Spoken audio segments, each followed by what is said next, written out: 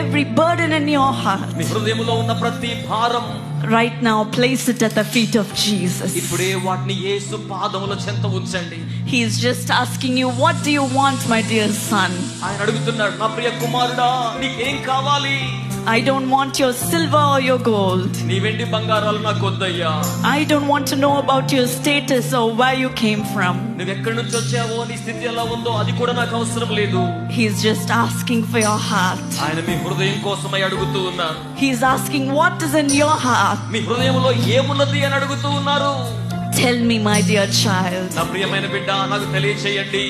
I'm ready to fulfill all of your desires. నీ వాంఛలన్నీ తీర్చడానికి నేను సిద్ధంగా ఉన్నాను. Will you tell him right now? ఇప్పుడే మనం ఆయనకి చెప్దామా? Lord, I don't want to carry this burden anymore. ప్రభువా, ఇక భారాన్ని నేను ఏమాత్రం మోయలేను. It is too much for me, Lord. ఇది నాకు చాలా అధికంగా ఉందయ్యా. I cannot take it anymore. నేను దాన్ని మాత్రం ఇక తీసుకుని వెళ్ళలేను. But I place it at your feet. అని నీ పాదముల చెంత ఉంచుతున్నాను. Now you take care of it. ఇప్పుడు దీని గురించి మీరు జాగ్రత్త తీసుకోండి అయ్యా. Jesus, take care of it, Lord. యేసు, దీని గురించి జాగ్రత్త వహించండి. I want to be free. నేను విడుదల పొందాలని కోరుతున్నాను. I want to be free.